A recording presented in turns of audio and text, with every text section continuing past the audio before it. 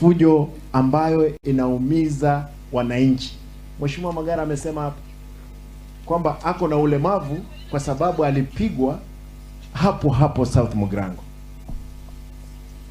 Sio sasa, zamani. Your Lordship, nimefanya mikutano mitatu kule S.Mugirango. Ya kwanza ilikuwa ni madaktari walikuwa wanachukua mashini za kwenda kutumika katika hospitali. Tuko na anesthetic mashini 3 katika Nduru Hospital. Kenyenya mama akafa kwa sababu ile mashini hakuna. Keumbu karibu tupoteze mama mwingine. Nikasema hospitali hizo hospitali zote tunasimamia. Nikatumana madaktari kule wachukue ile mashini wapeleke kule Keumbu. Kufika kule, mbunge akaorganize vijana karibu 500 wakapiga madaktari. Daktari mmoja anaitwa Mthonga, mwingine anaitwa Matiko, wakadunga kisu daktari Mtonga. Hata Mtonga akapigia familia yake kule Meru akiambia bibi yake, tafadhali mniombee, hata kama ninakufa linda watoto.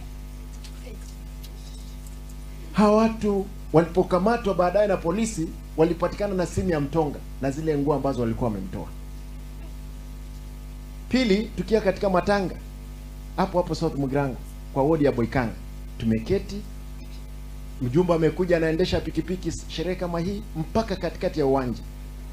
Pastor alikuwa anahubiri akatoroka.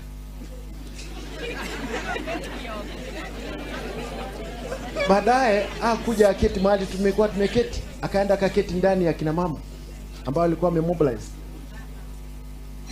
Nilipokuwa nimesimama kuongea, akasimama, mishale ikarushwa kwa mkutano. Mama ya yule mjana bwana yake alikufa miaka 87, niliona akitembea kwa tumbo kwa sababu ya risasi ambazo zilipigwa. Mama mzee alikuwa amebebwa hapo. Watu wakaumizwa, magari yakavunjwa. Hata kutoka siku hiyo mpaka leo hii hakuna mtu amekamatwa. Juzi nimepeana wiki 2